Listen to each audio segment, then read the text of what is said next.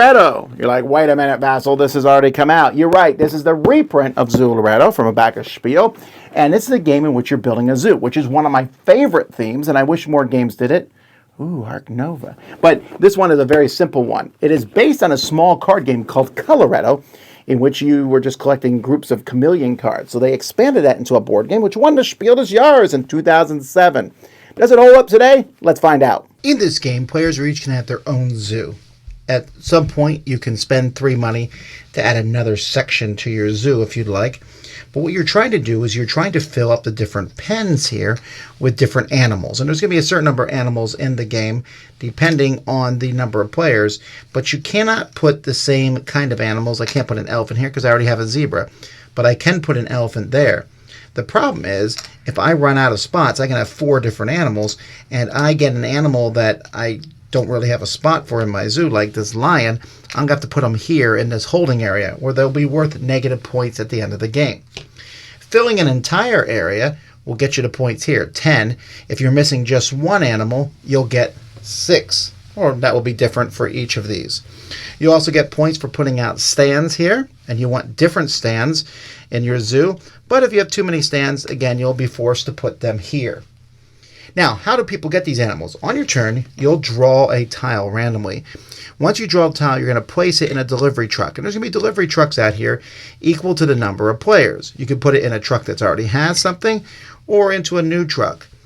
Once a truck is full or not full, it doesn't matter. On your turn, you don't have to put a tile into a truck. Instead, you can just say, ooh, I want this truck. It's going to give me a panda and it's going to give me a coin. So you'll take that truck. Once you've taken a truck, you're done. And the first part of each round will go until everyone has taken a truck. You can also spend money. You saw that you can increase your zoo.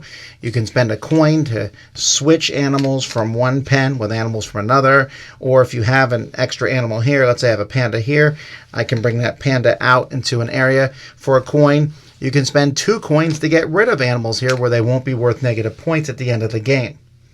By the way, if you ever have a red heart and a blue heart together, their parents and they'll sire an offspring, and you get a free extra one. Of course, you might not want it if it's filled up and you'll be forced to stick it here, but that is an easier way to get more animals into your zoo.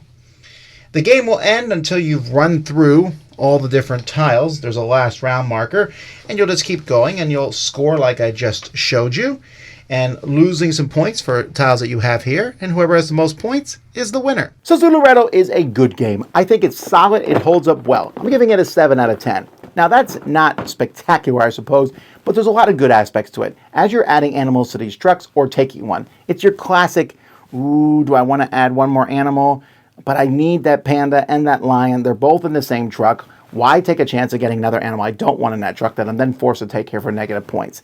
That seems like a waste. So I'll take that truck. But I might draw the tile I need. But also if I draw a tile, then it's Billy's turn. And then Billy might take that truck. He also wants lions. He doesn't want pandas. Now, I'm making this sound more complex than it is, but these are little thoughts that you have over the course of the game. There's not a lot. I forgot, actually, how simple this game was. In fact, when I played it with my kids, they said, it's fine, but they want it more. And I forgot there is a wealth of expansions for Zooloretto that have existed over the years, and I got used to playing with several of those. Going back to the bare bones of playing this was enjoyable, but it does feel very light. This is a light family game. I remember at the time thinking that there was so much complexity. Now, man, you're just putting out animals in trucks, taking a truck of animals, and then putting them in your zoo. You do that several times, the game's over. Now, there is the joy of building your zoo. There is the joy of, getting that perfect truck, or the anguish of not. And I think a lot of people will still enjoy it. I wonder if it's held up particularly well for 2023. And this production looks fine, but also looks, for some reason to me, a little dated. But if you like zoos and you want a simple game along that line, this is worth checking out, Zooloretto.